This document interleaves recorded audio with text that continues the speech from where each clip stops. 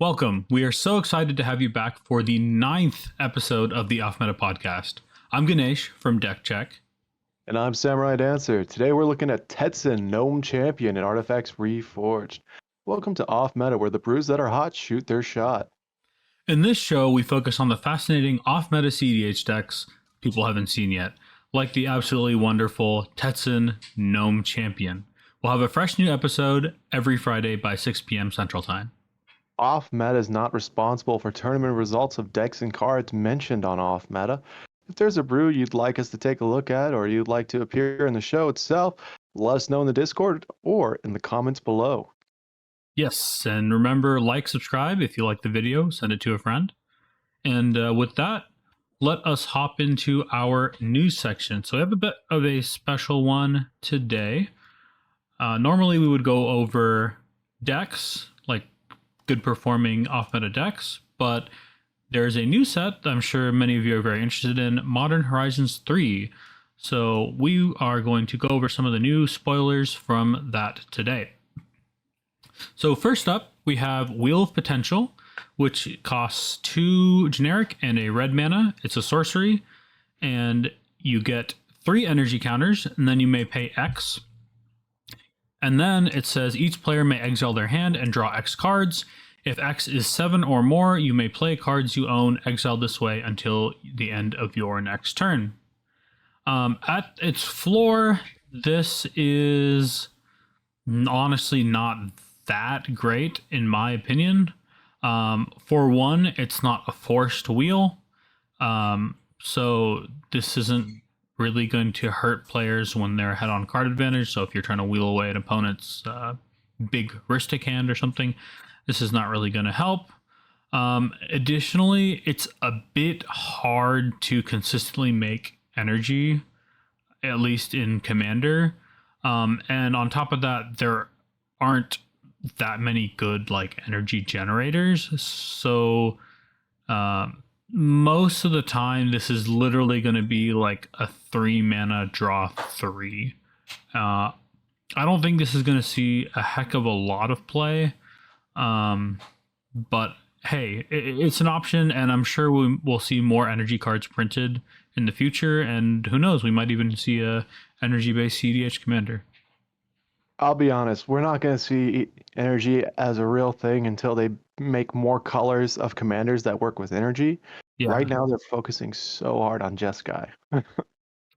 Yeah. I mean, the fact that this card kind of needs 7 energy minimum to like actually be really good, because it's like all or nothing. Like it's either it's a bit of a decent enough draw effect. You get maybe like if you get some energy, it's like maybe draw 5. But once you hit that 7 breakpoint, it becomes like insane, right?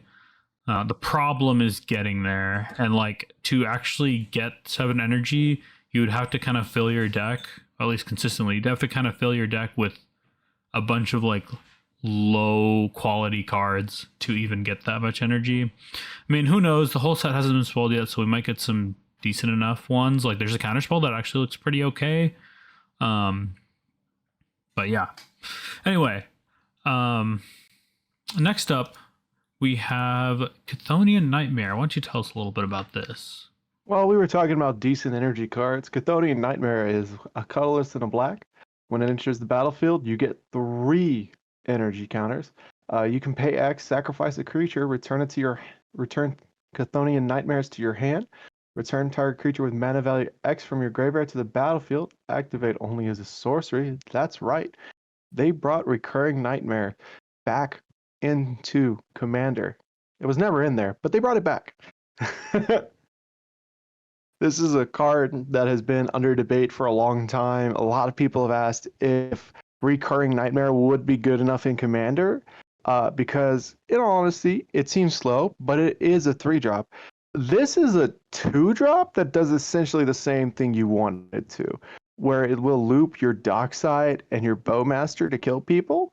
It'll loop your Dockside and any other creature to make infinite energy, so your Wheel of Potential can have more potential.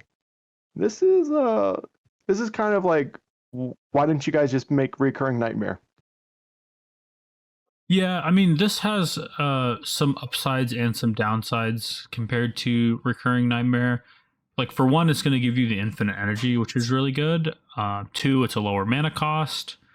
Um, the downsides are, so since it has an ETB, you don't have that like uninteractableness that Recurring Nightmare had.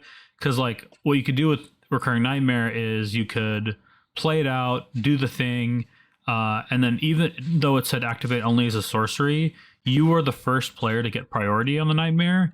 So like there was really never a point where opponents could actually kill the enchantment itself besides using a counter spell. This is different, so it is also activate only as a sorcery, and it's basically the same effect, but it has an ETB trigger, so it gives opponents a chance to respond, because you can't activate the sorcery ability while there's another ability on the stack. So they can't actually kill this enchantment while its energy triggers on the stack. But it being a 2-drop, the only real downside, in my opinion, is you can't get an Atraxa back from grave with this, which makes sense that they wanted to prevent that. This is a modern card. They didn't want people getting grief back. Yeah, like this is definitely going to see play in cEDH, like without a shadow of a doubt, especially in things like Dihada,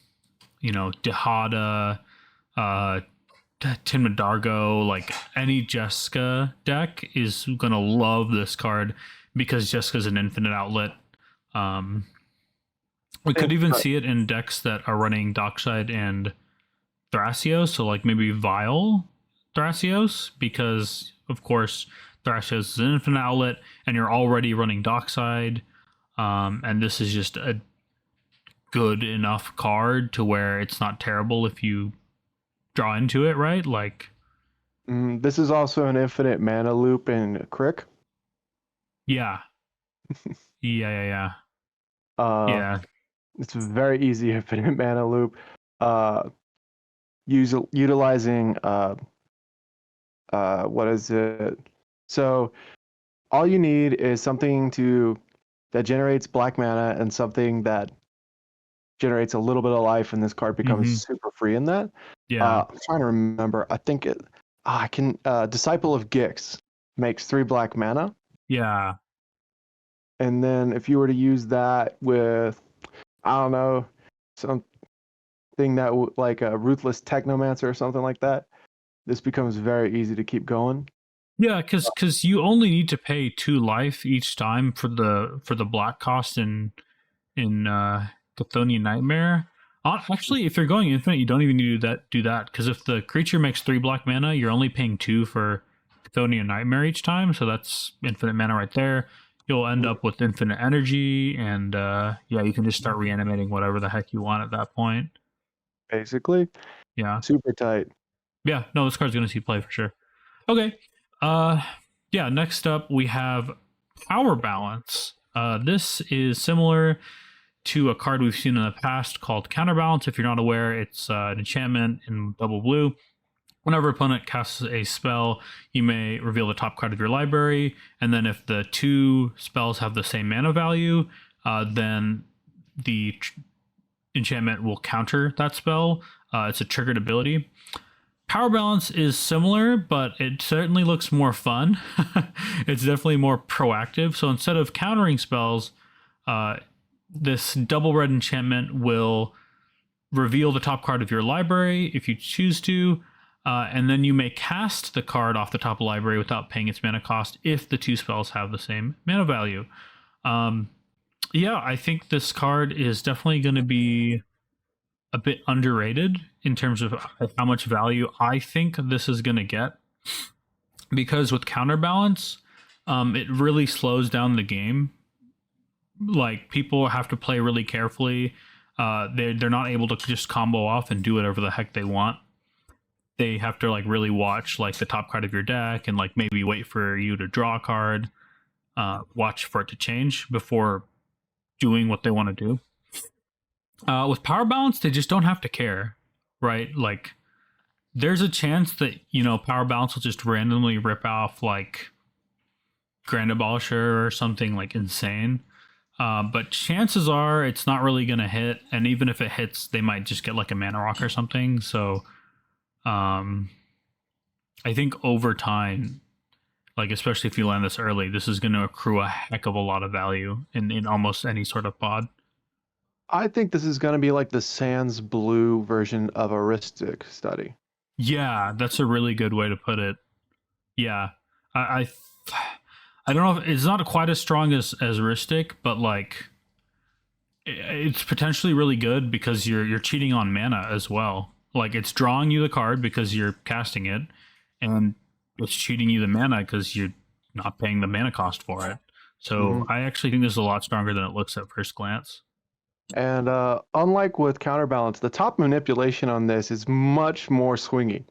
Yes. Now, imagine this, Ganesh. You went for your combo. Someone casts Force the Will. You're like, let's use top. I need to see for my power balance. Oh, okay. I'm going to put this on top. I'm going to reveal Adnos. Hey, yeah, cast it for free. Yeah. It's pretty good. That immediate, oh, this went bad. This went poorly. Yes, it did. Very fast, too. It's going to be interesting. I really think this will shine in like Gruul or like Boros. I don't think it'll show up much in decks that actually can take full advantage of it. It's definitely a mono red card if you're running mono red. I mean, what are you going to run in its place? You can't run Ristic. Yeah, for sure. Yeah, watch out for this card. Okay. Next up, we have something you were very excited about. Shilgengar, Sire of Famine. Tell us about this. Yes. Shilgengar, Sire of Famine, is for 3 generic and 2 colorless, is a legendary creature, Elder Demon. And he looks it. He's pimping on that throne, man. He looks really cool. Yeah, I don't know if you noticed, it's a throne made of angel wings. He has flying, sacrifice another creature, you create a blood token. If you sacrifice an angel this way, create a number of blood tokens equal to its toughness instead. For Orzhov, like either or mana of black or white, 3 of those pips, you can sacrifice 6 blood tokens, return each creature card from your graveyard to the battlefield with a finality counter on it. Those creatures are vampires in addition to their other types. Now, typically, a finality counter, that's kind of like it's done. The creature's done. You're not getting that creature back. It's going to go to exile when it dies. Except when angels are involved, because angels can actually exile creatures very easily. So what's going to end up happening is you're going to bring out you're going to sacrifice an angel. You're going to bring back some angels. You're going to exile your creatures that have finality counters after getting some ETBs on them. Then you're going to sacrifice those angels again. They're going to go away, but your creature is going to come back without finality counters. Also, black's pretty well known. Black and white can remove counters from things pretty easily. This finality counter is just not going to matter. Now, we talked about it. Crick, I don't think Crick can actually pay. Yes, Crick can pay because he can pay for extort costs. So you would actually see, yeah, he pays for extort. That's kind of the combo with him and the Crypt Gas and the Pontiff of Blight. Yeah, so, but this is not able to go in Carrick. No, it's not able to go in Carrick, but Carrick can go in this. Right, yes, for sure, yeah, you can pay the 2 life each time. And then if you're getting back something like Gary, this is kind of like an easy way to put silence effects in Crick. More importantly, this is a sack outlet in the command zone. And one that has benefits. It's also a reanimation ability in the command zone. Yeah. I think we could see this easily going into cEDH, in all honesty. Orzhov's a pretty open market because there's just not really a lot of good choices there. And he looks pretty nutty. Also, he's not hard to look at. Yeah, he does look really cool. I thought those wings were his. Yeah, I can definitely see it. I can see this being kind of like a basically like a Carrick deck where we're just, but the focus is way more on reanimating. I mean, Carrick already is pretty just like a reanimator deck, but this one also has that seems like it will have like a bit more mid game power. Creating that blood token will let you loot through your deck a little bit more and see maybe a few more cards than Kirik might. But yeah, we'll have to see, right? Yeah. Lore drop of the day. Shilgengar's Sire of Famine is the one who Edgar Markov made a deal with to make vampires on Innistrad. Huh. I didn't know that. Yeah. Yeah, that's why he's got blood tokens, and he made it by having Edgar drink angel blood. Didn't require angel blood. He just wanted Edgar to drink angel blood. He thought it would be funny. He's just edgy. Yeah, he's that guy. He is. All right. So next up, we have Spy Master's Vault, which is a land. It's going to enter the battlefield tapped unless you have a swamp, and then it has tap, add black. But its second ability is what we're really interested in. It is black and tap. Target creature you control connives X, where X is the number of creatures that died this turn. To connive, you draw X cards, then you discard X cards, and you put a +1/+1 counter on that creature that you targeted for each non-land card discarded this way. So yeah, this is definitely going to see play. Maybe not in the most meta of decks, but I can see this maybe being maybe a Francisco card. Maybe you might be interested in this. Yuriko is gonna probably want this, right? Like it's an untapped black source with upside, so I feel like they are all about this card. Yeah, what else do you think, Samurai? Who else might want this card? Okay, so Spymaster's Vault has to go in a black deck. Yeah. Here's what I'm looking at. The Connive X is so abusable, but you know who really wants that? Is funny enough, we keep bringing him up. Is Crick. Oh yeah. Yeah. Yeah, if someone wipes the board or something and you have a creature out, you're just gonna loot through your deck. Oh my god, and the discard ability too is gonna let you put exactly what you want in the graveyard to reanimate. Crick having lifelink, being able to pay 2 life to tap this down to do it. Yeah, this is a Crick card. This is I can't. It's not a Tivit. It's the I can never remember. Is it a Sparrow?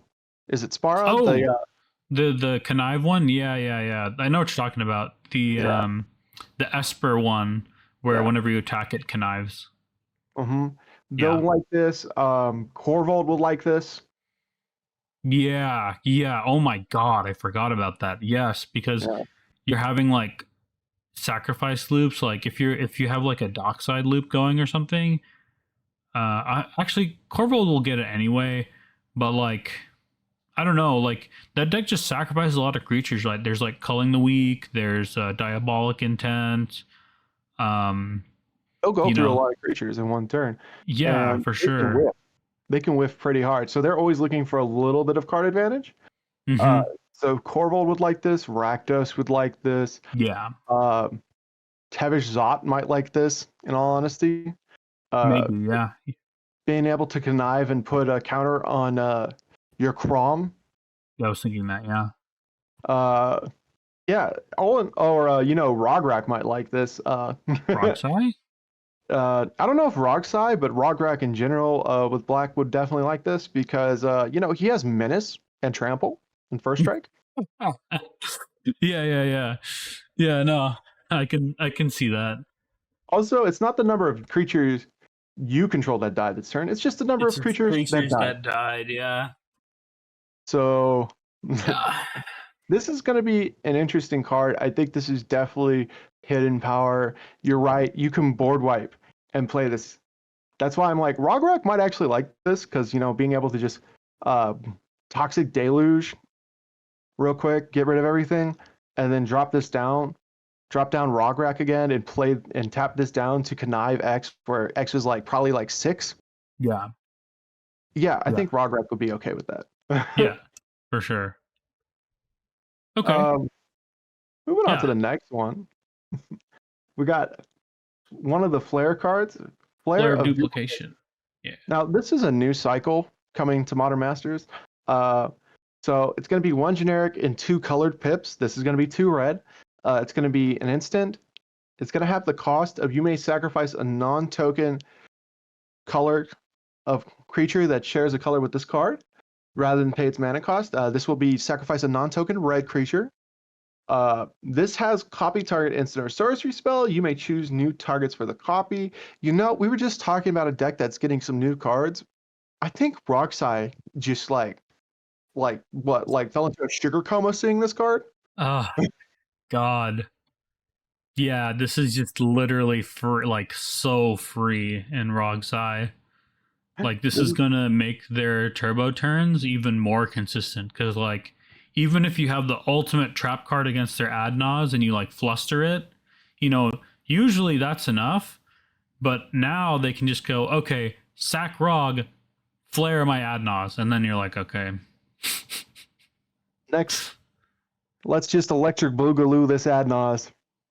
You can counter the original. I'm not even going to try to fight your Flusterstorm, but what I am going to do is going to get another Adnaz on the stack. Yeah, that's basically what this is going to do. I mean, also it can copy counterspells and stuff, so if they're fighting a stack war, they'll just copy whatever the best counterspell in the stack is and get that, right? Also, let's not forget this is an absolute greed card. If you're playing, I don't know, Peer into the Abyss, double Peer is always good. I mean, this is just good, right? Because think about you play out Rog and you just have this in hand. Turn 2 D-Tutor is very common. More you play out Ragavan late game. Oh yeah, this does make Ragavan better. Yeah, because remember, people were taking out Ragavan in certain decks because it just was you came down to it's what does this even do late game? It does nothing now. Sometimes it doesn't even make it to the mid game. It's people were playing more creatures, but now it's I'll take my 1-drop Rag so I have a fork. Yeah. Keep an eye out on these flares. Most of them seem cEDH playable. The green one isn't. I disagree. You like the green one? Yeah, I think the green one is more cEDH playable than the black one. That's very fair. I think you're right about that. I'm not sure how much play either of them will see, because the green one's just basics. Yeah, but it's more about the Protein Hulk sack. That's true. Yeah, we might see it. And then the white one sacks Academy Rector or Arena Rector. Yeah. That's true. Mm-hmm. At instant speed, which is something that they have a little trouble doing in Minx and Boo decks. They don't do instant speed so well. Right. But this is very helpful for them. Yeah. Oh man, the white one's so good in Minx and Boo. Yeah, giving all your stuff hexproof and indestructible, like Heroic Intervention, already saw some fringe play in cEDH. It sees a lot of play in high power casual. But yeah, that card is good, and having it free makes it pretty real good. Yeah. Super good. Oh, well, that's basically the cards for now. There'll be more updates. We'll probably go into a full, once they release the full spoiler, we'll probably do a little breakdown on what we think is cEDH viable in our opinion, and what's going to be off meta and what's going to be meta viable. Yeah. All right. So that should do it for our little news section. Let's hop right into Tetzin. All right. We've got something a bit different for you this time. Instead of having a guest on, we are just going to talk about the deck. One of the creators wasn't available, but I was able to converse with them over Discord a little bit and get some good answers to our questions. And I'll be interviewing Samurai, who'll be relaying some of that information. Thank you very much to Jin-Gitaxias on the Fringe cEDH Discord. I will leave a link to that Discord as well as our own in the comments below. Anyway, let us go ahead and get cooking. So, Samurai, why play Tetzin Gnome Champion? And actually, before that, let me explain what this card is. So, this is a double-faced card, which we don't really see a lot of commanders be double-faced, at least in cEDH. I don't even know if there's another one that's great. Rona. What was that? Rona. The Rona from War. That's Not right. War. Rona combo. Yeah. That one's okay. Yeah. So, I mean, one of very few at the least. So, yeah, he is a blue, red, white.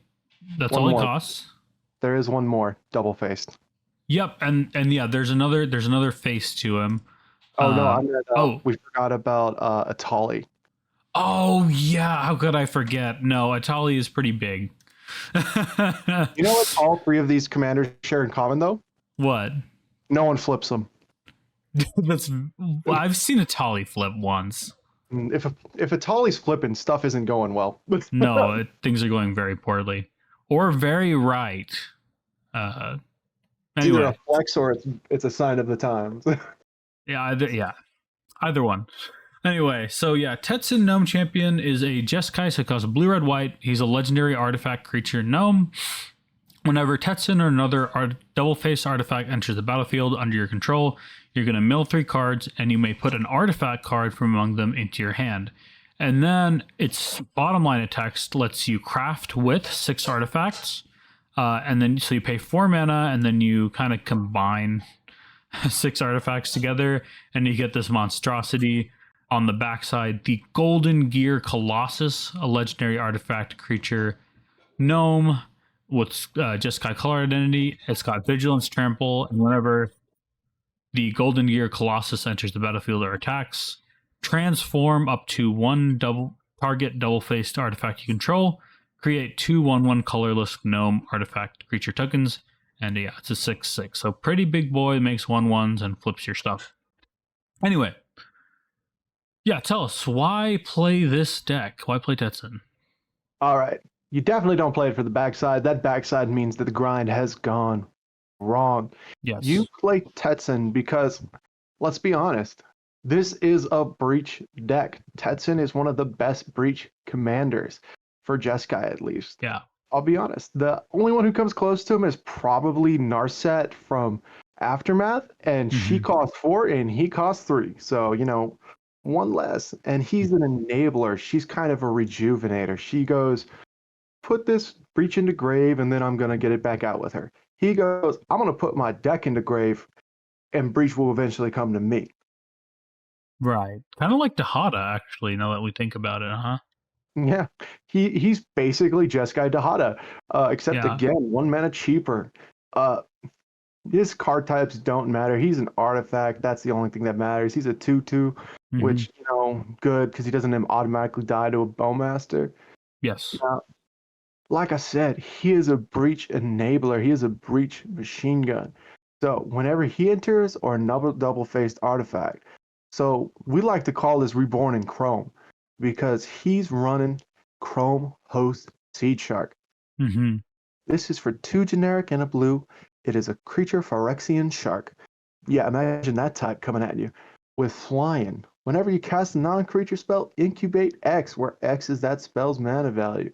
Now, what is incubate? It's pretty simple, my friends. You create an incubator token with X +1/+1 counters on it, and tap 2, transform this artifact. It transforms into a 0/0 Phyrexian artifact creature. Now, an incubator token is an artifact. So this is double-faced, right? It is double-faced. Yeah. So when it enters, it triggers Tetzin, who then mills 3 cards, and you can get an artifact card among them into your hand, which means if you mill a mana crypt, you get a mana crypt, you do it again. Because it will keep repeating. Now, notably, it's incubating 0. That means those tokens, when they flip, will die. So who cares? We're not flipping those tokens. Never was the plan. But this deck got a super power-up with Delny. Streetwise Lookout. Creatures you control with power 2 or less can't be blocked by creatures with power 3 or greater. Doesn't matter. If an ability of a creature you control with power 2 or less triggers, that ability triggers an additional time, which in this deck. Suddenly that Chrome Shark is milling 6 and getting 2 artifacts back? That's crazy. Mm-hmm. Now, if you notice, that Chrome Shark's actually doing it twice because it's also a 2/4, which means you're actually Okay. going to mill 12 cards. Yeah, if you can get both of these to stick, you are off to the races in terms of milling. You're going to be making like two tokens each. You're milling 12. You get potentially, what Or is it? you get 4 back. artifacts back? Yeah. Yeah. Yeah, really good. And here's the thing, you only need to get back 1 artifact to trigger this again. Yeah. Actually, it doesn't even need to be an artifact. Let me correct you. What you get back has to be an artifact, but to trigger this Chrome Sea Shark, it just has to be a non-creature spell. Yeah. Which means in your hand, if you have, I don't know, like an Enlightened Tutor, Anything. Yeah. Enlightened Tutor will mill 12 cards with that on with those 2 cards. Or Yeah. it'll mill, solid 3. Yeah. Now, we have another card in this deck called Neglected Heirloom. It's the other combo piece. Neglected Heirloom is for 1 generic. Equipped creature gets +1/+1. When equipped creature transform Neglected Heirloom. Equip for 1. On its reverse side, doesn't matter. We're not flipping this card. I'm noticing a common theme with these flip cards. Yeah. It does have equipped creature gets +3/+3 and has first strike. We're not flipping this card. um, what's important is this is a 1-drop that triggers Tetzin. Yeah. So in this deck, what we have is we have a lot of synergies to go with this. And that's why we play this. This is just the best Breach deck. Careful. You're slandering my good Blue Farm name. Yeah, I had to correct myself. In Jeskai. And just guy. Yeah, that's fair. I think maybe we're competing with 4-drop Narset for that spot.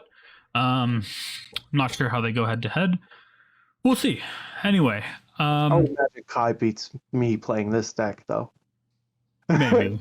Yeah. If I'm playing this deck and Kai's playing his deck and the other 2 people are irrelevant in the pod, I imagine I lose just because it's Kai versus me. Damn. What? The man's been on the deck for a solid year. I give him his props. That deck is great and he pilots it well. Yes, true. But this is the best. Yes, This he's is the beaten best me multiple times, I think, with that deck. Yeah. Anyway, so yeah, what is our game plan or general strategy with Tetzin Gnome Champion? So I know there's a Breach deck, but yeah, talk to us more about what the heck we're actually doing here. All right. So obviously, like, you want to. Our gameplay is pretty simple. We want to start off with a few control pieces. Like we wanted an advantage engine in our hand, like Esper Sentinel, or like Blind Obedience, Mystic Remora, Ristic Study, Trouble in Paris, Smothering Tide, or One Ring. We're running like 6 advantage engines. Mm-hmm. Yeah. I don't know if you noticed it. Ledger Shredder too. We want something to basically be going through our deck for a little bit. We're also on Emery. So we want that.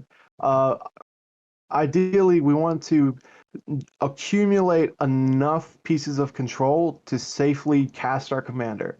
Unlike other decks, our commander, it's not a Thrasios. It's not going to draw the cards. It's going to mill them. Mm-hmm. And it's a 2/2 for 3. I'd rather not have to really pay like more than retail on this. There's no real way to cheat this out. I don't know if you noticed. There's no Jeweled Lotus because it's 3 colored pips. It is what it is. Yeah. So basically, we want to accumulate value, destroy our opponent's board, basically get them weakened down with our advantage engines and our natural ability to play a silence effect, and then we're just going to destroy them. Yeah. You kind of want to. Yeah. We do have another advantage engine in this deck. What's that? We have Fomori Vault. What is that? It can tap for a colorless. It's a land. It has for 3 generic, discard a card. Look at the top X cards of your library, where X is the number of artifacts you control. Put one of those into your hand, the rest on the bottom of your library in a random order. I remember this. I saw someone playing this in Magda, and I was impressed. This is actually really good in that deck. It's really good in this deck as well. Yeah. Okay. Cool. So yeah, I guess our general plan is to kind of either get our advantage engines going or get like a quick combo off with Tetzin maybe milling us. I guess that will bring us into our next section. How exactly does this deck combo or win? Okay. So this deck is a breach deck. I think I might have mentioned that once or twice. Yeah. But more importantly, this deck is also an easy artifact combo deck. We're running Dockside and Baron, Master Wizard to generate infinite cards because we can use Tetzin to mill cards to our grave. We are not. So here's the thing: we're not on Thassa's Oracle. Yeah. So our whole goal is to mill out our opponent. Ideally, that would be with the Breach combo. But because Tetzin lets us get back artifacts from grave, we're also running a little bit of things to go with that as well. We're running Grinding Station to mill our opponents out with a Breach combo, with a Dockside Loop if we need to. We are running Displacer Kitten to Fairy. With Tetzin, that'll create an infinite loop as well to mill us and to get a combo going. And then what we'll eventually end up doing is we'll end up blinking, we'll end up casting non-creature spells and blinking them with Displacer Kitten, using Displacer Kitten to blink Tetzin over and over again, or to blink and get enough treasures for us with a Dockside that we can grind out our opponents. And then we're going to finish them off. This is such beauty with a Temple Bell.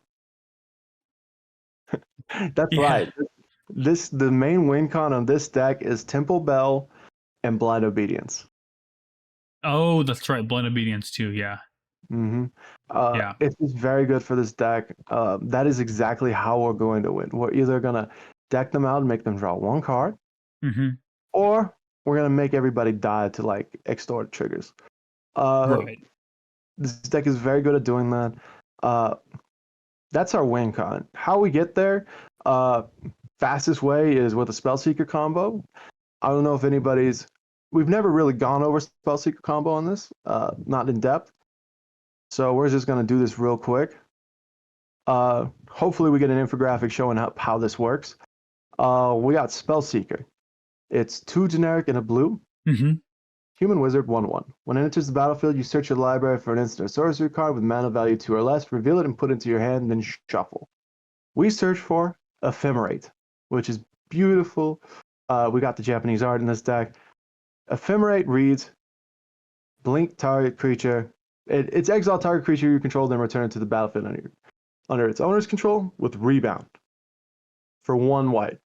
Instant. Rebound states if you cast this spell from your hand, exile as it resolves. At the beginning of your next upkeep, you may cast this card from exile without paying its mana cost. So we Ephemerate Spellseeker. It comes back in. Ephemerate goes to Rebound, goes to exile. It's on the Rebound. We're going to get Final Fortune to our hand. Next, we're going to cast Final Fortune.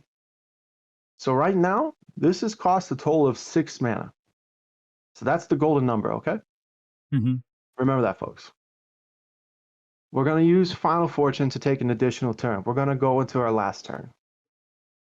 Beginning of our upkeep, Ephemerate's going to trigger. It's going to target Spellseeker. We're going to use Spellseeker to search out Enlightened Tutor. We're going to cast Enlightened Tutor during our upkeep still to get Underworld Breach on top of our library. We're going to draw a card for turn. Play Underworld Breach, and we win. I think we talked about this in Dragon Farm, actually, the Dragon Farm video. It's probably one of the most succinct combos you can get. This is only beaten out by a one card combo in that you can run in Jeskai. And the main reason you should run it in Jeskai, you should run Jeskai is because of this one card combo. Um, I don't know if you've ever heard of this card combo, my friend. Uh, it's called the Intuition Pile. Oh yeah. You're going to search your library for any 3 cards and reveal them. An opponent chooses one, put that card into your hand, the rest into your graveyard, then shuffle your library. Ideally, the cards you want to search out is Underworld Breach, Lion's Eye Diamond, and Savines. The cool thing about Tetzin in this deck is we have a lot of ways to mill, so we are constantly filling up our grave. So that means we are going to they're going to give us Lion's Eye Diamond. They always do. That's just how it works. That's the correct way to do it, unless they have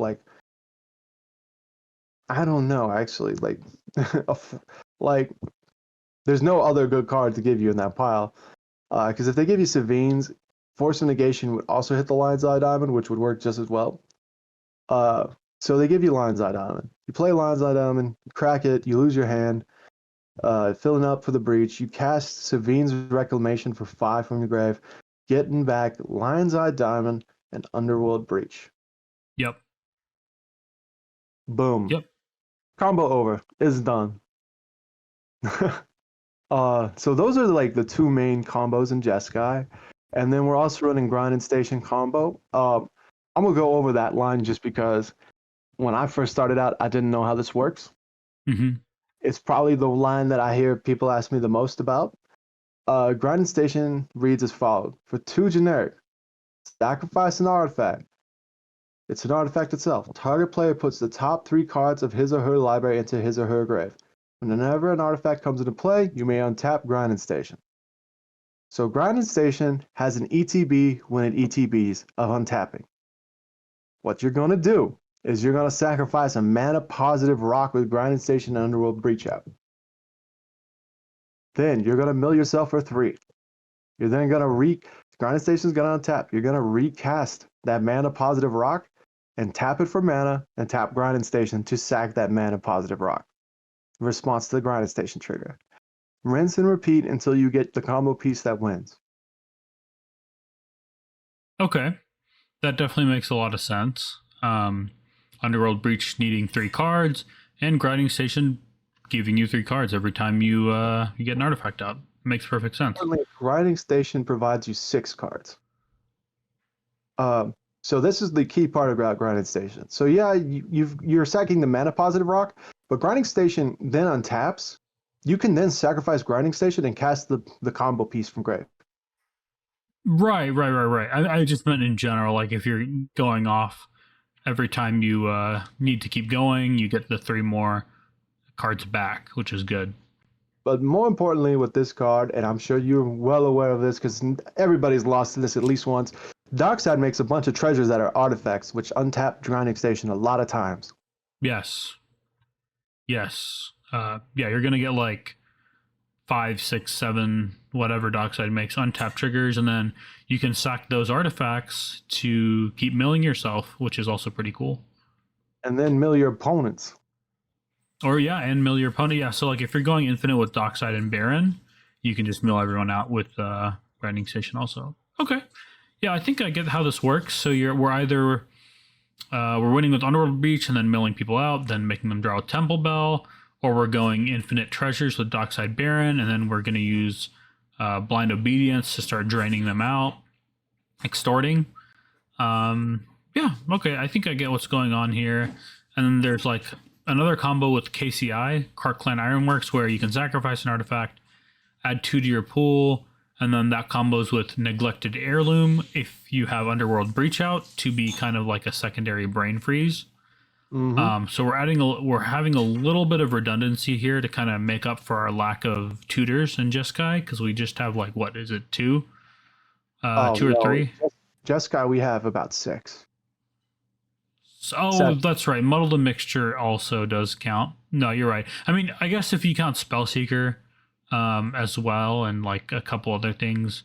I was just thinking in terms of efficient tutors, Enlightened Tutor, Gamble. The problem with Jeskai, and this will always be the case, is it's not black. Yeah. It's gonna miss that like tiny bit of efficiency, but still, recommend checking this deck out. It looks pretty fun overall. Uh, the reason why this deck is so good is I think Delny really pumps this deck up Yeah, because doubling up the dockside triggers makes the Infinite on Baron much cheaper. yeah, You need 3 artifacts out. that's it. Yeah, 3 artifacts or enchantments out. Uh, it's running Burgie to keep a little bit mana positivity going if you need to, Hmm. or to flip it over and use the horn to start discarding your hand to exile cards from your top of your library to get it going. It's running Ledger Shredder. Like the combo in this deck is just in the command zone, and that's why this deck is so efficient in my opinion. But again, Jeskai, so like we lose speed on our tutors. That's the problem. Yeah, That's the real problem. We don't yeah, have that Imperial Seal, that Vampiric Tutor. We have Gamble, which is, a gamble. We yeah. have Intuition, which is 3 mana. Uh, our 1 manas are only to the top of the library. We don't have a Demonic Tutor. We do have a Transmute Artifact, which comes close.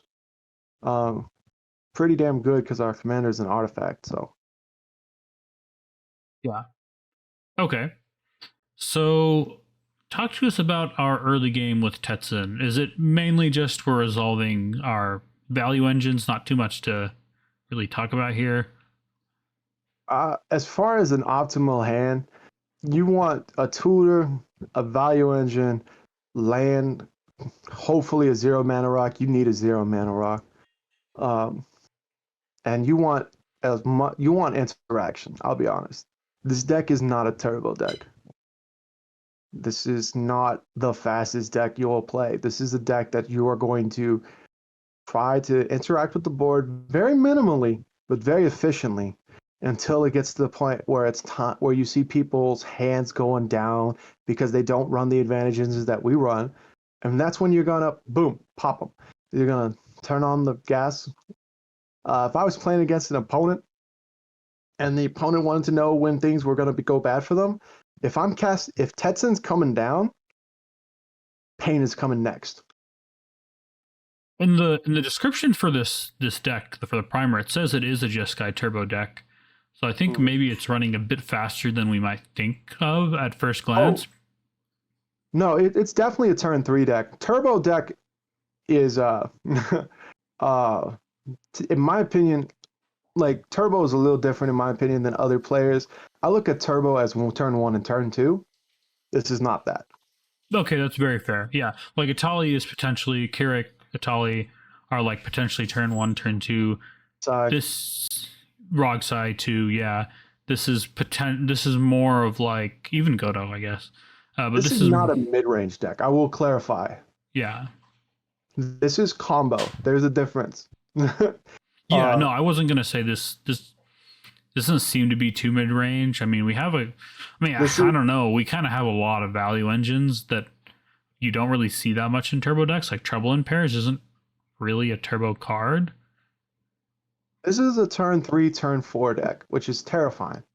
People won't. It's still good. Yeah. Turn 3 and turn 4, people don't understand how terrifying those decks are.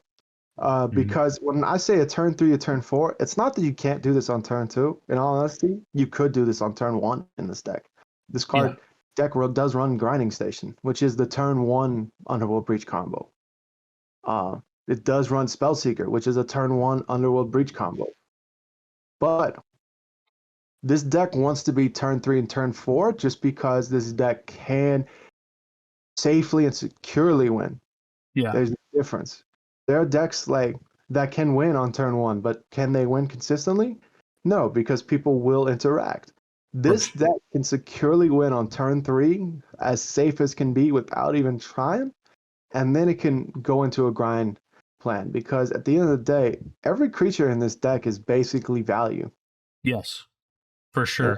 I don't see a single one that doesn't provide like good. Okay, maybe Draenith isn't like huge value, but everything else besides like I guess Grand Abolisher is like a value creature in some way or another. It's going to give you mana. On the Draenith and the Grand Abolisher, I'm like, yeah, Draenith doesn't provide value. Draenith takes value away. Yeah, Draenith is like possibly one of the meanest cards in Commander overall, and doubly so for cEDH when you have so many players running decks that are highly synergistic with their commanders, like, of course, Itali, um, Any Kinnan. Malcolm deck.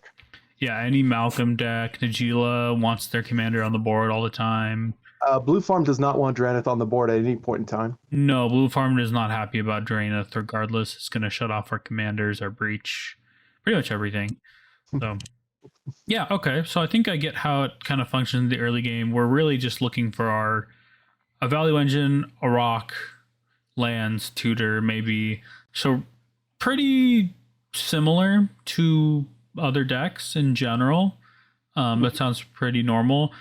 Mid game is when we're going for the win, right? Like when I say mid game, again, it's maybe not mid game, but early mid game.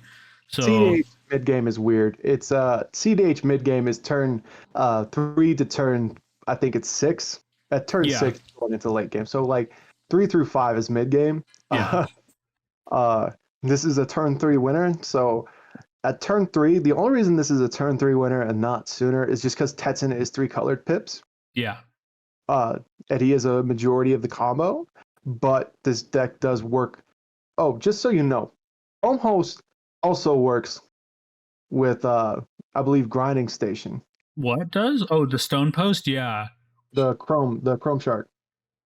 Oh, the Chrome Shark. Oh, you're right. Oh my god, I didn't even think about that.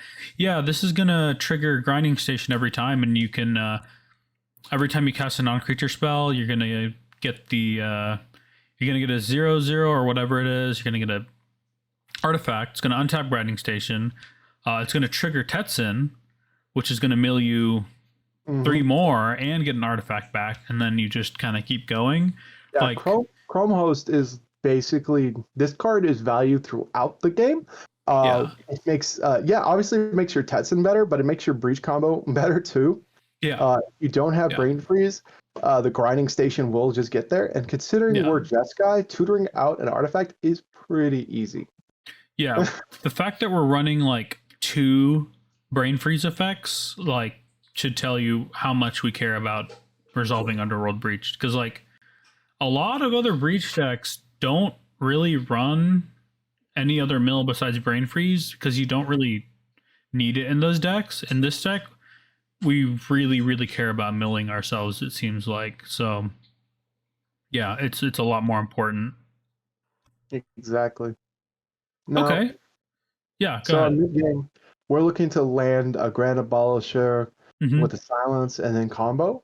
Yeah. The one thing that makes this deck a lot better than other decks is the late game is fantastic. How's that? So because all our creatures are value engines, and because all of our value engines are value engines, our hand size doesn't really go down. We should be at like 6 to 7 cards at all times, with multiple plays per turn. True. Yeah. So we are putting wins on the stack constantly because we just have an overflow of hands, like of cards in hand. So, and then landing a Delny is backbreaking. Yeah. Because it doubles up our tutor cards, it doubles up our Displacer Kitten, it doubles up our Dockside. Yeah. Doubles up the Commander, doubles up the Chrome. Doubles up Spellseeker. You know? Doubles up Spellseeker, yeah. All our tutor creatures except for Ranger Captain. And from that point on, like we're rerunning Cloudstone Curio because we can trigger it multiple times. Yeah, it's a Dockside combo as well. It's a Dockside combo. It's a Bergie combo with us. Yeah, and it's great because we can just get this back with Tetzin. So sometimes it's just like we freely draw into this with Tetzin's triggered ability to get an artifact back. Exactly. Yeah. And also worth mentioning, we can actually get back Phyrexian Metamorph too, just kind of for free, which is really cool. Clones are real good. Clones are goated. That's why we're also running Imposter Mech. Oh yeah. Yeah. Let me scroll down to that one. We're not quite going too deep. There's no Cursed Mirror yet. Oh, Well, I wonder why. Curse Mirror seems like it'd be real good in this deck. Doesn't cost 3 mana. Okay, that's fair. We are faster than that, Yeah. so I don't know though. Like Curse Mirroring, and if someone has a Dockside early, like that's real good for this deck. Might make the cut eventually. Yeah, I But think at the worth moment, the considering. imposter mech being able to be a non-creature is kind of why it's in here. Right, right. Yeah, that makes sense. Okay. Mm. So mid game is when we're trying to win. That makes complete sense. We're trying to resolve Underworld Breach, and then we're trying to get our Chrome Shark out, and then just start accruing value or any number of the other value engines, and then try to go for a win as soon as possible.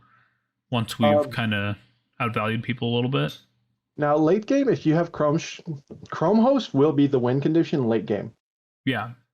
Because as we try to keep putting wins on the stack, if we have Chrome Host out, we're making incubation. We're incubating X. So counter spells aren't. I think we only have 1/0 counter spell, which is Pact of Negation. So we'll be incubating X like for 1, for 5, for 4, for 3. Mm-hmm. We'll be making these tokens that we can just flip. Yeah. True. Mm-hmm. Okay. We're just gonna flip them over and just kill people. Yeah, we pay 2 mana, we get like a 5/5, and then we're just gonna start beating face. That makes a lot of sense. Okay. Yeah, so that makes sense for the mid game, and also I guess we kind of went through the late game right now to where we are. I mean, honestly, our late game looks similar-ish to our mid game, where we're still just trying to accrue value and then go for a win when you see an opening. With the difference being we have a few more angles of attack when we have more mana. So we have the Chrome Host things that we can flip. We can actually play the backside of Birgi. For those that don't know, Birgi's backside is a 5-mana artifact with discard a card, exile the top 2 cards of your library. You may play those cards this turn. That's going to come down. That's going to trigger our Tetzin. It's going to exile 2 cards that may or may not be artifacts you can cast. We play those. That's going to trigger Tetzin, and then, kind of go from there. And then you can discard that whatever you get off Tetzin to trigger Harnfell again, which is really fun. And we can kind of get a bit of a loop going there. Yeah. So anyway, I think that's makes a lot of sense as to what we're doing in the late game. Next up, let's talk about this deck's strength. So I can think of one. This deck looks like it just goes quick. Maybe not the fastest possible deck. I think in the primer, it also mentioned that no one's going to know what the heck is going on if you show up with Tetzin. Right. Like, I mean, maybe if they watch our channel, but, before, I joined the Fringe cEDH Discord and I saw this commander and I really liked it. I would have no clue what was going on if someone showed up with Tetzin. Exactly. So, in all honesty, the main strength is Brewer's advantage with this deck. People just don't know how it works. It's the speed. It's the resiliency. It's the fact that this is such a heavy advantage deck. This is a safe turbo deck. Yeah. Like, if your win gets stopped, you don't need to just pack up and go home. Chances are you're just going to draw into another value engine, which is going to draw you into more stuff and potentially more value engines. And, Tetzin's really no slouch. Like, as long as you can get your Chrome Host Shark out, you are not out of the game. Not completely, anyway. It just looks fun. Like, if you want to jam and you don't want to play Rogsai or, all the meta turbo decks, you want to try something different, you want to try something fun, try Tetzin. If you wanted a deck that, you could put a win attempt on the stack and not be like, oh, I guess I'm done for the rest of the day, this is the deck. Yeah. It is basically 100% on Underworld Breach at first, but that's only at first because it is running these infinite storm combos, these infinite mill combos that every card that goes with Underworld Breach, you can just leave on the field and do it again. Underworld Breach is just the enabler for these combos to succeed more easily. Right. It's like it's the tutor, because your commander will mill these cards. Right. And something I don't think we mentioned is Tetzin himself is actually an infinite outlet. So if you're going infinite with Baron and Dockside, you don't actually have to have any cards in hand to end the game, assuming you've resolved everything and people don't have counterspells, whatever. Because you can keep bouncing and replaying Tetzin once you have your infinite treasures, and that'll keep milling your cards, and you're going to eventually get every artifact out of your deck, and from there you can finish them off with Grinding Station, because you're going to get it. Exactly. Yeah. You're going to get your Grinding Station, you're going to get your Codex Shredder. Yeah. You're going to get your Temple Bell. Yeah. And remember, Baron, I think, bounces... It returns a creature. Yeah, any creature. But we can use Phyrexian Metamorph to go a little crazy with this. How? Okay, so Phyrexian Metamorph, if your opponent has creatures, Tetzin will add Phyrexian Metamorph to your hand. That's kind of the point. Right. Now, if your opponent's on like a Tivit, make infinite clues. Well, how are we getting this back to? We're gonna. I see what you're saying. So, I think okay, I get it. That's pretty cool. So we can keep bouncing our clone and getting whatever value ETB is on the field as well. Basically, if your opponent has any creature on the field that's good and does something when it ETBs or it has activated ability, if your opponent's playing Kinnan. yeah, that's gonna work. If you have infinite mana and you just copy the Kinnan, you just pump it all in and you grab every non-creature out of your deck. Yeah, that makes sense. If your opponent's playing, oh gosh, I hope your opponent's not playing Urza. That would be a silly move. If your opponent's playing, I don't know, like Temna. Yeah. You can draw a bunch of cards. This deck takes advantage of this. Right. But it is mostly just going to be a mill out, but you can also go Brain Freeze. If for some reason your Grinding Station and your Breach got exiled, you can go Brain Freeze and you can get it back with Codex Shredder. Yeah. Like, so much of this deck is dedicated to getting back your stuff that you need. Because it's a mill deck for yourself. And then if nothing else, you can get back with Codex Shredder, Blind Obedience, and just kill your opponent. Right. Yeah. Love Blind Obedience. Oh my god, they have the good Blind Obedience too. Certainly a very good card. All right, so now let's talk about the weaknesses. And there's one very, very big weakness that is really just... Huh? I love the primer's list of the weaknesses. I haven't read through that part of it just because I wanted to keep a little bit of mystery for the video. I read the other stuff though. But yeah, I think one of the biggest weaknesses this deck has is it's a massive dockside feeder for opponents' docksides. Like, Tetzin's an artifact. We're running a really high density of artifacts, like cheap ones, because we need to trigger Tetzin, and we also need it as part of our turbo game plan. So we are going to feed the absolute living hell out of any opposing dockside, and there's really not much you can do about it in this sort of deck. Besides maybe counter dockside. I guess Blind Obedience helps. That's the best way to do it. What? Counter dockside. Also, one of the best ways to deal with the dockside is to just not wait. Just go full on zoom and try to get out in front of the dockside. Play your own dockside and then just try to win. Or what I like to call is bait their dockside. Have out like 2 artifacts or enchantments. People will go like, 4 mana or 5 mana for a dockside. That's pretty backbreaking. I'll do that. Yeah. Like, floodgate yourself, folks, because dockside is going to feed off you. You are a buffet. But another big thing that this deck has a problem with is Grafdigger's Cage. Oh. This is a breach deck. Anything that kills breach, like, I don't know, like a Rest in Peace, or, like an opponent's Drannith Magistrate, gonna ruin us.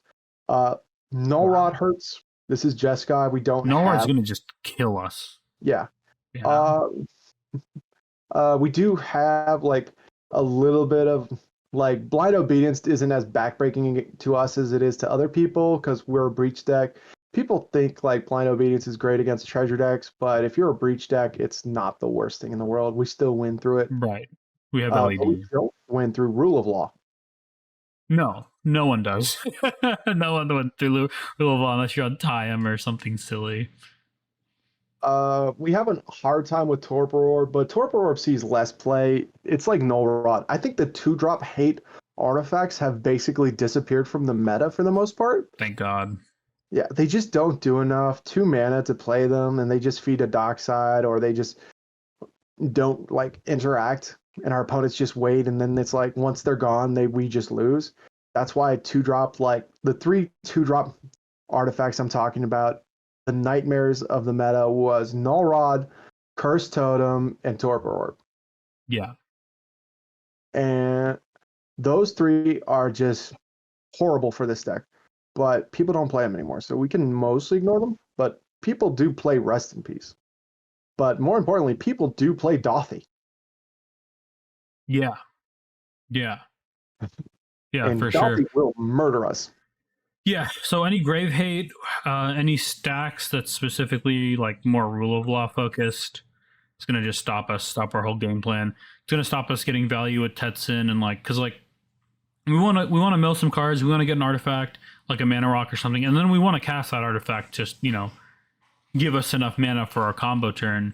And rule of law effects really gonna put a giant wrench in that, huh? Yeah. All right. So yeah, next up, what are some tips we would like to give players that are new to the deck? If you're new to the deck, read the primer. Please understand Underworld Breach lines and Grinding Station lines. Yeah. Understand standard Jeskai tutor lines with Spellseeker, which we've just outlined how that works. More importantly, if you're new to the game, do not play this deck. Yeah, probably not. This is like a 9 on the complication scale on how you're supposed to play this deck. I don't know if it's that bad, but yeah, it's pretty high up there. Right. I'd say it's an 8 because we've got 9 is like get rog, things that you have to understand how cleanup steps work, and then 10 is Tyam, which you have to understand politics, mechanics, and rules. Yeah. And how combo. This is definitely one of the harder decks to play. But don't let that stop you. If you have some experience with cEDH, I'm sure you'll figure this out fairly quickly. Like Underworld Breach isn't the hardest thing to understand. The harder thing to kind of pilot here is how to navigate Tetzin himself and the weirder things. Exactly. This is not a standard Jeskai deck. This is a lot of loops, a lot of it's like a Rubik's Cube of combos. Yeah. And that's what you're gonna have to worry about is how does the turn of each of these work out. Like each variance is gonna be different and it's gonna be able to win with it, but you have to know how the line goes. This is a complicated deck. Normally we'd like go by overlooked in underrated cards or card by card, but I don't think we should do that with this one because they're all good. Yeah, these are like Chrome Sea Shark is the only card that I have never seen in cEDH. Yeah. It's only going to see play in this deck probably. That's where I'm going with it too. Yeah. Temple Bell is a standard Urza win card. As stupid as that sounds. Yeah. We definitely have seen that, how that wins. So everything else, Neglected Heirloom also. Oh, we didn't go into Brass's Tunnel Grinder, which is another thing that triggers Tetzin. This is another loop card. What is that? Oh, this is the one that when it enters the battlefield, discard any number of cards and draw that many cards +1. Yeah, that one. I was going to ask you about this. Yeah. So, all right. So it's a 3 mana, so 2 in a red, legendary artifact. When Brass's Tunnel Grinder enters the battlefield, discard any number of cards, then draw that many +1. Beginning of your end step, if you descend it this turn, put a boar counter on it. Then if there are 3 or more boar counters on it, remove those counters, transform it. Oh, and it's got a backside too. Tekutlon, the Searing Rift, legendary land cave, tap, add red. Whenever you cast a permanent spell using mana produced by Tekutlon, the Searing Rift, discover X, where X is the spell's mana value. Yeah, so do you know what descending is? Because it's when a permanent goes to grave. Oh, okay. Yeah. Any permanent. You never flip this card. This is just a way to combo with Displacer Kitten to get it's like a Displacer Kitten value engine loop. Oh, okay. Yeah. You're just basically playing this, discarding your hand, drawing like basically one more card than was in your hand. And you just keep going looking for the win. Right. I get it. So what you're going to want to do here, folks, is if you're going off with Displacer Kitten, you want to resolve your Tetzin trigger first. So you get that 1 extra card in hand, and then you can discard any number of cards and draw that many plus. Or I guess, yeah, it'd be +1 and then +2, kind of, if you resolve your Tetzin trigger first. You actually want to do that reverse. Really? Okay. Yes. What is that? You want to discard the cards in your hand, and then you want to mill, because you're specifically looking for certain cards with Tetzin, and Tetzin gets back mana rocks, we can trigger Displacer Kitten to do this again. Oh, I see what you're saying. Okay, yeah, maybe you are right there. Because it's just a refiller, but with Bergie, it's a really nice refiller because you can keep adding mana. Actually, I guess you could do it either way. Actually, yeah, either way. because like I think there's situations where you'd want to not do it first, and then there's situations where you would want to do it first. For example, like if you're looking for like more mana for some reason, then you would want to probably do this after, like do Tetzin after Brass Tunnels. But if you're just looking, if you're like really looking for your win cons and you have mana already, then you probably want to do the Tetzin trigger first, because you're more likely to try to draw into Breach or something because you have 1 extra card in hand to draw. Yep. That's what I was thinking about. I was like, actually reverse that. You can do it either way. So this is actually a higher skill cap card than it looks like at first glance here. I've been seeing this in Crom Tabish decks. Oh, wow. Yeah, because again, it combos with Displacer Kitten. Yeah. And then if you have Bergie, you're making that 1 red mana every time you do it. Yeah. Just overall a really good card. But as far as card by card, we couldn't tell you the decisions behind putting these cards in, because these all just make sense for the most part. Yeah. Like, this is a very solved deck. Normally, like, we have like a critique or two, like a 1, but this looks like maybe Ledger Shredder is like the only card that I'm like, maybe. No, this list looks very tightly put together. I can't say that I really have any criticisms either. I'm not going to pretend to be an expert on this specific deck, but just looking at the overall cards, like, I don't see anything that I have a problem with or question, really. Even Ledger Shredder, I kind of see the logic with it, because you're trying to get your stuff in the yard for Breach. That's why I was like, maybe Ledger Shredder, and I'm like, but I understand the Ledger Shredder. I'm like, what would you put in there? Maybe like a Fairy Mastermind? I was about to say maybe Fairy Mastermind in that slot, or maybe you could consider like another turbo card. This deck isn't on Rite of Flame, so maybe you could try Rite of Flame. It is on Simian Spirit Guide instead. But this deck is just tight. Yeah, it's cool. So I guess we should kind of really quickly go over our card by card. And we can go kind of fast, so we don't need to talk too much about the staples. Esper, Ragavan, and Dockside, we all know why they're there. Draenith, we know why it's there. Flesh Duplicate's a clone. Grand Abolisher's Silence. Ledger Shredder, we talked about a little bit. And we've already talked about Baron. Birgi makes, of course, perfect sense in a turbo deck. Chrome host, we've discussed. Delny, we've talked about. Do you think we've mentioned Chrome host enough? I think it's like the core of the deck. I think we might have talked about it once or twice. Delny, we talked about. Emery, we have not talked about too much.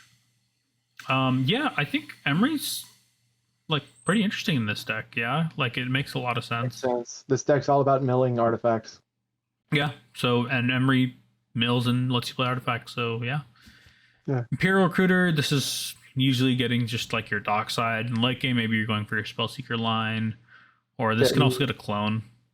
Metamorphosis a clone. Everything. What was that? Gets almost everything. Yeah, it gets basically everything actually. It gets everything in the entire every creature in the entire deck actually, besides Ranger Captain, which is kind of nutty, honestly. Doesn't get Birdie or Ranger Captain. That's the only two. This is Demonic Recruiter. It just gets you exactly what you want. That's what in this deck. Yeah. So yeah, Ranger Captain for silence, Recruiter the Guard for the same. This one only doesn't get 4 cards, which is Ranger Captain, Birdie, Ledger Shredder, and Chrome Host. Yeah. It's a little sad that it doesn't get Chrome Host, but right, yeah. It's so close. It's gonna getting Dockside is probably what you want anyway in this deck. Or Delny, like it gets everything. Yeah. it gets almost everything. Yeah. Oh yeah, Bergie doesn't get hit by Imperial Recruiter either. Simian Spirit Guide, fast mana, Spellseeker we talked about, Displacer Kitten is just kind of really good in this deck because we are able to flicker Tetzin himself, and that's going to get us potentially another artifact.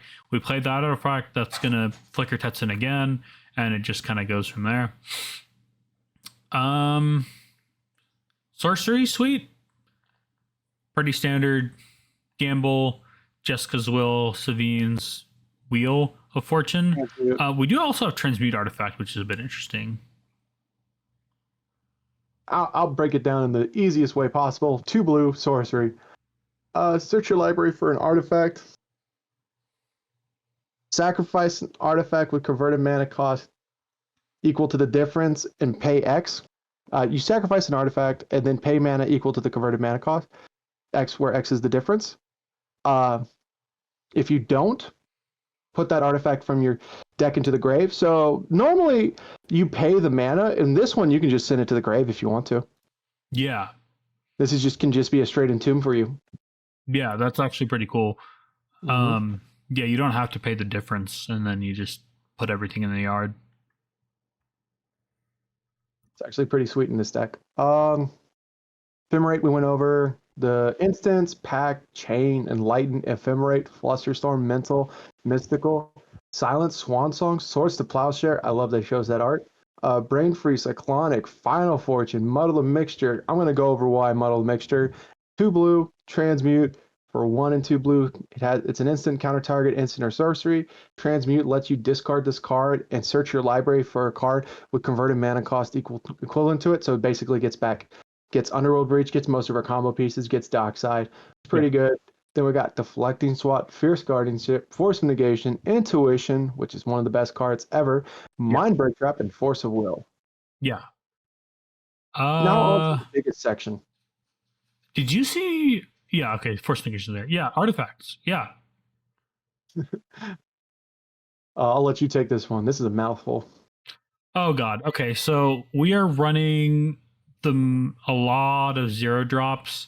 We're even on Amber, as well as Mox Diamond, Mox Opal, Chrome Mox, Lotus Petal, LED, and Mana Crypt. I mean, a lot of these are also in, like, say, Blue Farm, but Amber isn't usually run. I know there are some players that like it. I'm not personally running it myself. If you're on Grinding Station, you should probably be on Amber. That makes a lot of sense, actually. That's a really good point. Yeah. You want these 0 drops because you can keep recurring them with Grinding Station, and they will give you mana back and mill you at Station. Yeah. So Codex Treasure is just... This is a little out of place, actually. Like, no, this is the most logical card. We've mentioned it like 5 times. I don't think we ever said what it did. Okay, so Codex Treasure is a 1 mana artifact with tap, target player mills a card, and then 5 and tap and sacrifice the Shredder. Return target card from your graveyard to your hand. Yes, so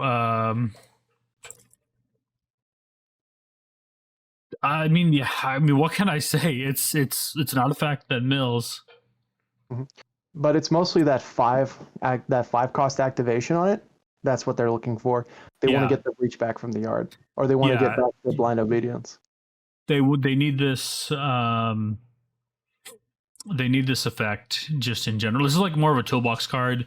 It's going to screw sometimes with people's top deck tutors, but I guess we really care more about the. This is like, oh, okay, I get it. So this is like a secondary Savines. I don't know why I just realized this. This is going to be Savines number 2 for when Savines gets countered, and then later we try to win and we use this to get Breach back. And Breach back, we get anything back with this. Anything back. Yeah, anything we need back. And Tetzin also can just put this into our hand, which is why it's maybe even a bit better in certain circumstances than Savines. It's also 1 mana. Yeah, it's just it's 1 mana just put out there, and then you can worry about it later. Okay, so Mana Vault needs no explanation, just fast mana. Neglected Heirloom we talked about, Soaring Fast is fast mana. Springleaf is going to turn our Tetzin into actually some sort of value, because, or at least mana-wise, is going to turn them into some sort of value. Going to give us that mana. Arcane Signet, Felwar Stone, don't need any explaining. Grim Monolith, no explaining. Grinding Station we talked about. Imposter Mech, just a very good clone that's harder to kill than creatures are. And then we talked already about Brass's Grinder. I want to go over Imposter Mech. One thing about it is it gets around Graph Diggers on a transmute. Yes. Yeah, it does. Yeah. It's going to let us clone whatever, right? Yeah. So, okay. So, and then we have Krark Clan Ironworks, which KCI is a combo outlet for us with Neglected Heirloom. It can also generate us a bunch of colorless mana in a pinch, and it can also sacrifice itself, which is kind of interesting. And then lastly, we have the One Ring Draw Engine, and that's going to be kind of a common theme as we go into our enchantments. Oh, you know what? Yeah. This might be one of the few decks that you'd never have to worry about the One Ring killing you. Yeah, because you just it doesn't matter. You just sack it. Yeah. You can if you really need to, you can just kill it with its second ability, right? Craft with 6 artifacts. Yeah, you can get rid of it with that. You can blink it. This is never going to be our loss condition. So many decks, this might be a loss condition because they'll run out of ways to get rid of it. Our deck literally has it in the command zone, and it says, no, we are not going down that embarrassing road. Yeah. Go ahead with the enchantments. Yeah, we got the standard suite. We got Mystic Remora, Blind Obedience, Underworld Breach, Rhystic Study, Smothering Tithe, Trouble in Pairs. I love that they went with extended art on all 6 of those. Yeah. They are very pretty. I just wish we had different art for Trouble in Pairs. That's a little controversial. Yeah, we don't need to get into that too much. It's a shame. It's such good art, but yeah. I don't mind how it looks overall, but yeah, a bit of controversy with that one. All right. So our land base, I think we already went over the only really interesting one, which was Fomori Vault. We are running an Urza Saga in this deck. Yes, because that one too. This is an artifact central deck with a grinding station. Yeah, this is going to find our Mana Crypt, our LED if we really need it, and just anything that costs Mana Vault. Yeah, Codex Shredder. Does say non-creature artifacts do not get an Esper Sentinel. Nope, no Esper Sentinel, sadly. Non-colored artifact. Remember, folks, this card is so awesome because when you are running a grinding station deck, you definitely need to be able to search out your mana positive rock for it. And more importantly, you need to search out your mana positive rock that makes colored mana. Because Mana Vault's cool and all, but You need the colors. a lot of your spells. Actually, hold on. For Urza Saga, the third ability just says search your library for an artifact with mana cost 0 or 1. And oh, I see what you're saying. It has to be specifically 0 or specifically 1 generic mana. Yep. Okay, so you can't, right? Yeah, you can't get accidental. Okay. Yeah. So next up, now that we've gone through the whole deck list, we have our shoutouts section. Normally would give this to the guests, but here we are going to definitely give a huge shout out to, of course, Jin-Gitaxias and the other authors on the list. We have the Mormonator and Theros Beyond Goat. We are in no way taking any credit for creating this deck list or helping them, anything like that. It's 100% them. There is also a Tetzin Discord and a Fringe cEDH Discord I would recommend you guys check out. I will link both of those along with our Discord in the description. I know that's a lot of Discords, but definitely check at least the Fringe cEDH one out and the Deck Check one. It's definitely worth trying, seeing if you like being in there. Yeah. So last up, we have our, of course, patent pending, very copyrighted. If anyone even thinks about the word spicy, we're gonna get the Pinkertons on them. Of course, the good old spicy scale. So we have our bell pepper at 0 Scoville units, and we go all the way up to our Carolina Reaper at 2 million. As always, Samurai, would you do us the honors of first telling us what you think this deck falls on in the spicy scale? This deck is hot. Like, this deck is like so spicy. It's got a lot of complicated lines. We already talked that this might be in the top. This is like an 8 on the complicated scale. Mm-hmm. On the spice scale, it's running a lot of cards that we've seen before, but a lot of cards that we've never seen together. It's running a non-intuitive line. This is a massive Brewer's advantage. It's a turbo deck in Jeskai. I think this is definitely 800,000 Scoville. This is what Jalakia read. I would concur.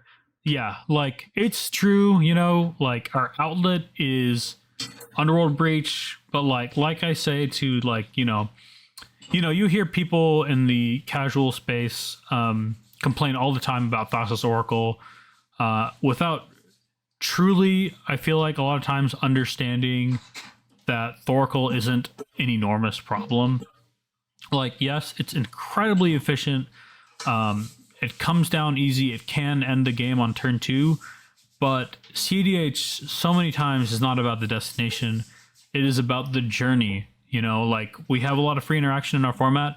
No one's going to just sit there and let you cast Thassa's Oracle and Demonic Consultation. There's so many things that happen in that process. So, and this deck is the exact same way. It's not about the destination with the breach. It's about how we get there. And how we get there is just so wild. Like, we have a double face commander. We care about double face cards. We have Chrome Host Seed Shark, which is going to go in no other deck that I can think of. Like, I guess the closest thing would maybe be Urza, where it wouldn't be that bad in Urza, but it also wouldn't be that good. Maybe like Stacks Urza, I don't know. Yeah, I can't think of a better place to put it. It's not quite at Carolina Reaper because at the end of the day, it is a breach deck. But everything besides that is just so interesting. Like, we're on KCI, we're on Temple Bell, we're on Brass's Tunnel Grinder. You know, you know what this is? What? This is like if it's just like the Lord of the Rings. If they went on that massive journey, did all that crazy stuff, they get to the volcano and it's like a fountain, like one of those wishing well things, and it's like, yeah, it's like, you just throw it in. It's like this, like, it's a little disappointing of an ending, but it definitely was epic. Like, if you want a good time playing the game and actually doing stuff that is like very different, I would say definitely try this deck out.